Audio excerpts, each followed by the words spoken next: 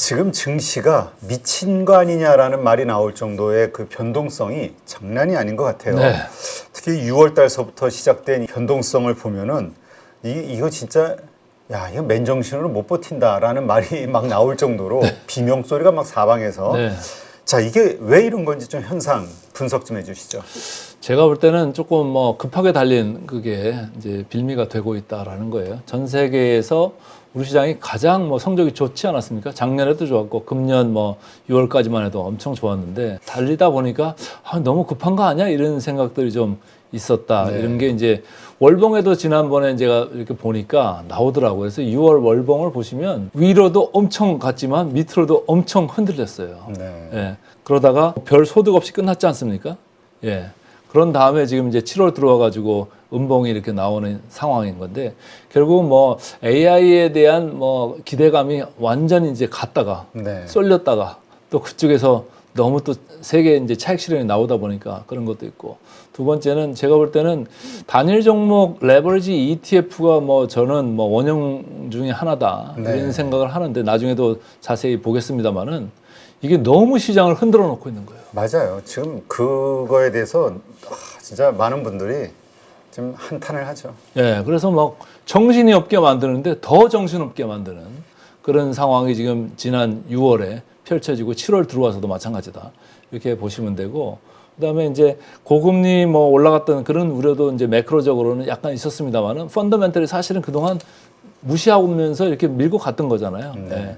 그런 것들이 뭐 호재, 악재에 걸쳐가지고 6월 월봉이 진동은 컸으나 제자리에 서 있는 그래서 사람들을 생각하게 만드는 그런 뭐예요? 이렇게 위로 깃발도 길게 세우고 밑에 꼬랑지도 이렇게 많이 내리고 그러면 사람들이 팔고 싶은 심리가 또 나오잖아요. 그렇죠. 뭐 마음이 불안하니까. 불안하니까. 예. 그러니까 제가 볼 때는 모멘텀 투자하는 분들, 데이 트레이딩 하는 분들은 마음이 엄청 불안할 텐데 제가 볼 때는 장기, 중기 투자하시는 분들은 감사합니다 하시면 될 수 있는 오히려 이렇게 빠질 때마다. 네. 예, 우리나라가 망하는 그런 이제 길로 가는 것도 아니고 뭐 되게 볼 때는 저가 매수 그런 거를 한꺼번에 왕창 사지 말고 분할로 뭐 한 달에 한 번 사시든지 주에 한 번 사시든지 이렇게 하시는 분들 그런 마음가짐으로 가면 충분히 이겨낼 수 있는 이런 장이다 이런 생각입니다. 네. 자, 그 ETF 하여튼 지금 뭐 이 변동성 그 보니까 삼성전자 하이닉스에 쏠려 있는데 ETF까지 그렇게 다 쏠려가지고 거의 거래 대금의 90몇 프로가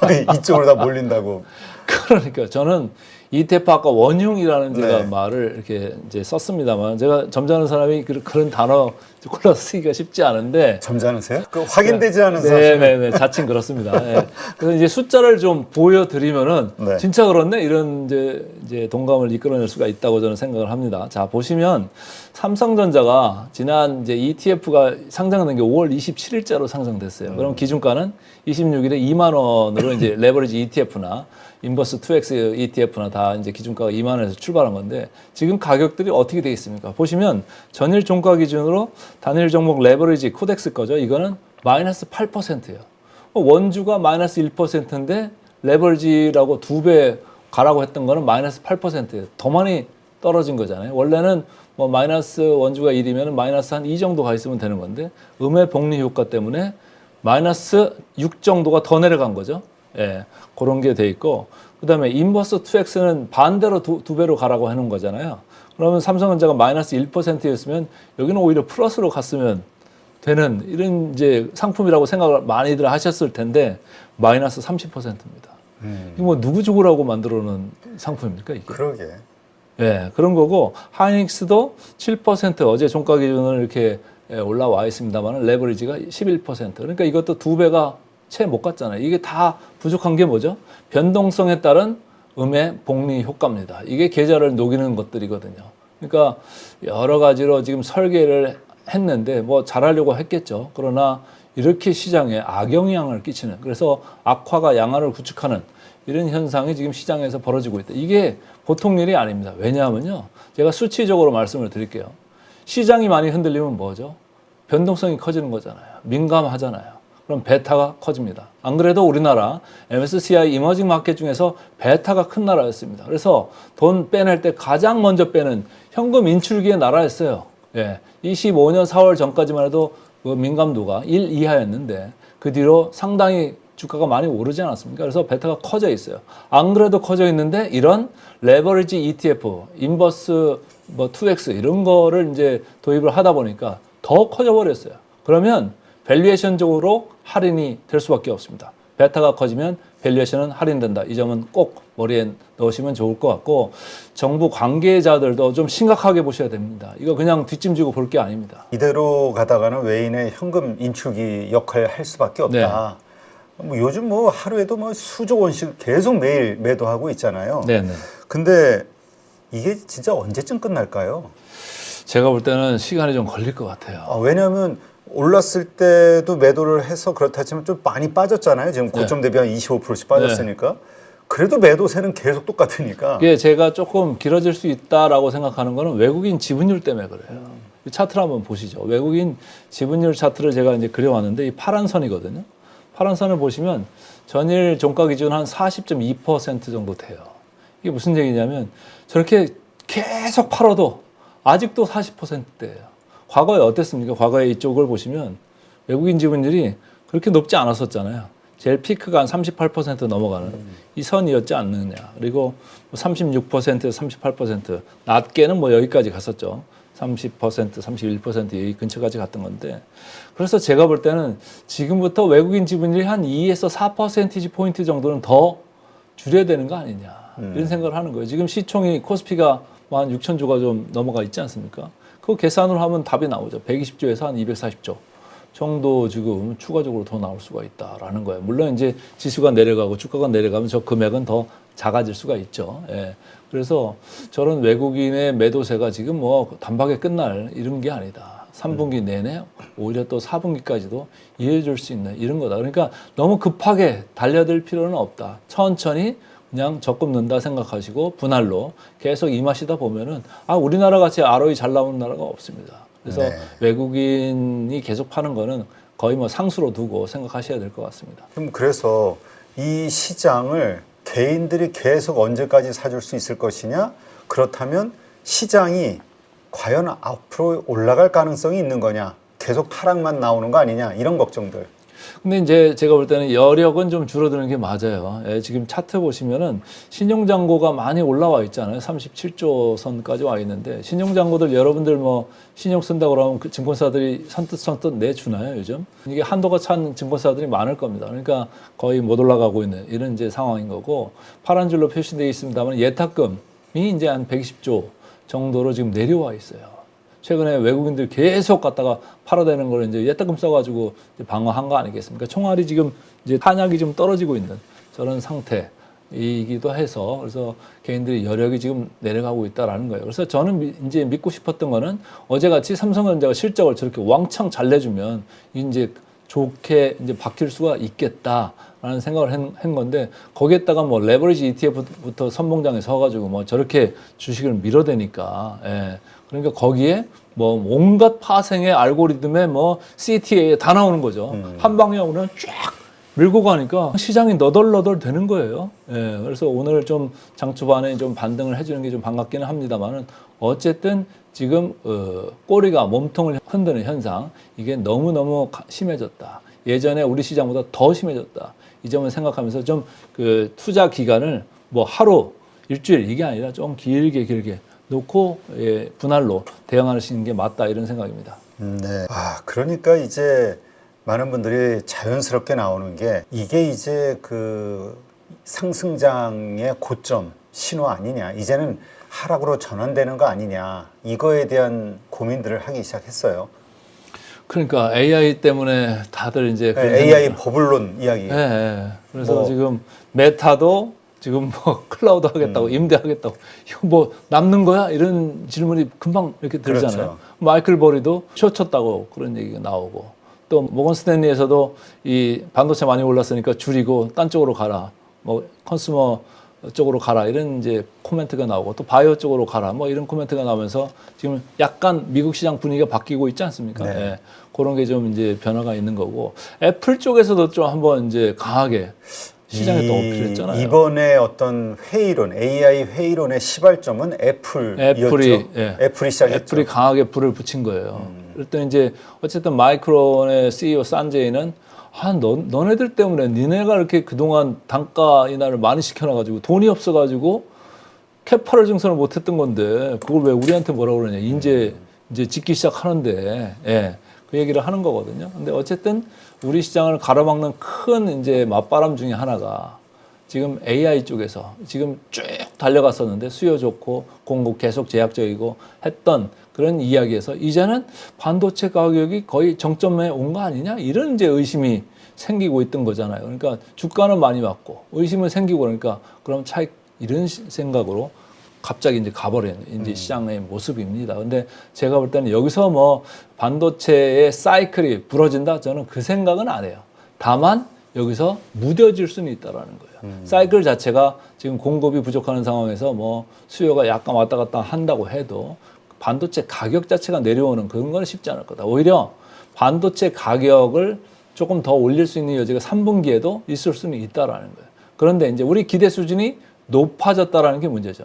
예를 들어서 1분기에 D램이 한 90% 인상, 2분기에 45% 정도 인상한 걸로 알고 있는데요. 3분기에 만약에 20%를 넘어가는 예를 들어 30%를 인상을 통보를 했다. 그러면 진짜 강하게 매수 버튼 또 눌러야 되는 거예요. 그렇죠. 근데 그게 아니고 10%대다라고 하면 벌써 사람들이 에게 이런 말이 나올 수 있어요. 지금 나오는 뉴스 흐름을 보니까 20% 정도 얘기하는 예, 거예요. 그래서 20% 밑으로 뭐 10%대다 이렇게 나오면은 에게가 왜 에게냐면 그럼 4분기 가서는 이런 질문이 따라올 수가 있잖아요. 그 다음에 더 그럼 낮춰지겠네. 한 자릿수야 0이야. 예, 이런 생각이 나오는 거고 어쨌든 뭐 내년 가면서 이제 볼륨들이 출하량이 늘기 때문에 가격은 이제 조금 내려갈 수는 있어요. 예, 그래서 3분기에 반도체 고정거래 가격을 얼마나 인상할 수 있느냐. 지금 시장의 기대 수준은 20% 내외가 아니겠느냐. 그래서 만약에 30%가 오면 완전 서프라이즈일 거고 10%로 내려가면은 거봐 이렇게 이제 시장이 반응할 가능성이 크다라는 겁니다. 네. 자, 그렇다면 지금 모건 스탠리에서 또 그 얘기가 나왔잖아요. 이제 반도체 팔고 뭐 빅테크를 사라. 네. 그래서 이 메모리 칩에 대한 회의론 어떻게 봐야 됩니까?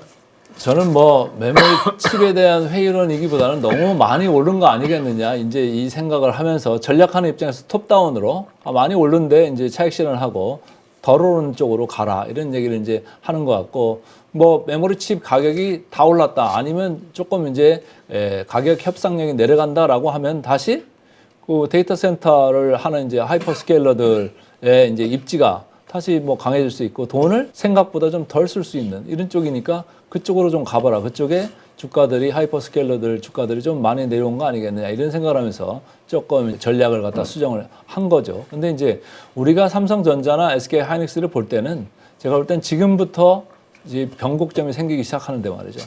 이제까지는 25년 좋았고 26년은 완전히 찬란했고 27년 가서도 영업이익이 한 40% 때는 이제 각사가 공이 이제 올라가는 이런 이제 그림들이 현재는 그려져 있습니다.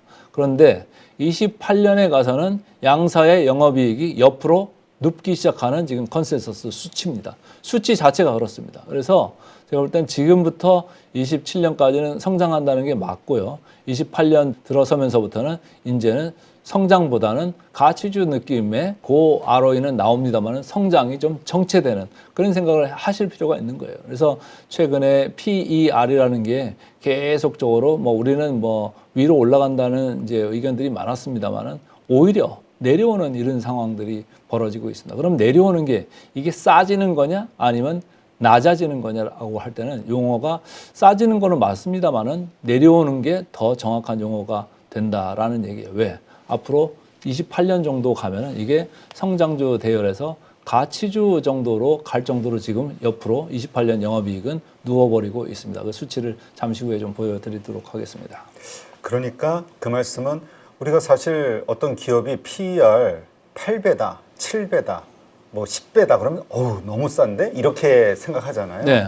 그러니까 이익은 많이 나기 때문에 실적은 좋기 때문에 그 뭐 PER로 봤을 때는 상당히 싸지만 그러한 수준의 어떤 평가를 받을 수 있는 지점이 나올 것이다. 나올 것이다. 지금 이제 차트를 제가 올려놨습니다만은 여기죠.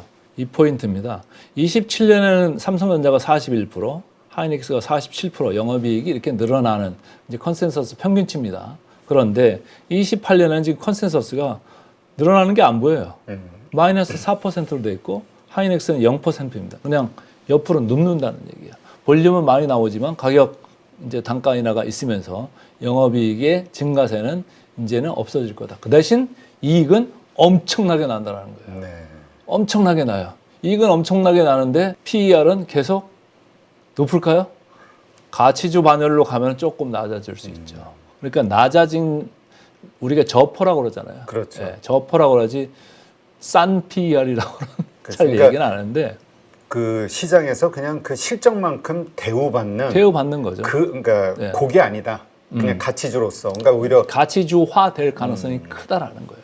예, 그래서 근데 이제 우리가 이제 볼 때 이런 이제 실적 외에 우리가 또 삼성전자하고 하이닉스한테 기대하는 게 있지 않습니까? 바로 잉여 현금 흐름의 50%를 주주 환원할 수 있다. 이런 거지 않습니까? 자, 숫자를 한번 보시죠.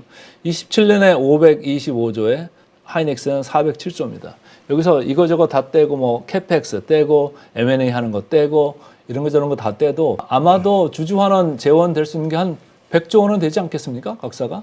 그러면 지금 시총이 한 2,000조 되잖아요. 그러면 나누기 해버리면은 5%의 주주 환원, 그러니까 배당 수익률이 됐든 아니면 자사주 매입 소각이 됐든 그 정도는 나올 수 있는 거예요. 여러분들이 장기로 예를 들어서 3년짜리다, 몇 년짜리다, 장기로 정기 적금이나 예금 이런 거 드실 때 보면 지금 3에서 한 4% 주는 거잖아요. 그리고 우리 코스피의 배당 수익률은 주가가 많이 올라와 있어가지고 현재 뭐 과거에는 한 2% 전후였습니다만 지금 좀 내려가 있을 수 있습니다. 그런데 삼성전자나 하이닉스가 만약에 배당 수익률을 5%나 준다? 그러면은 계속 또 이거보다 좋은 대안이 있겠습니까? 그래서 네. 제가 볼 때는 매일매일 이제 너무 이렇게 시달리고 계신데 그런 걱정보다는 조금 중기, 장기로 보시면 이것보다 좋은 대안을 찾기가 실제로 쉽지도 않다. 이런 생각을 하시면 좋을 것 같습니다.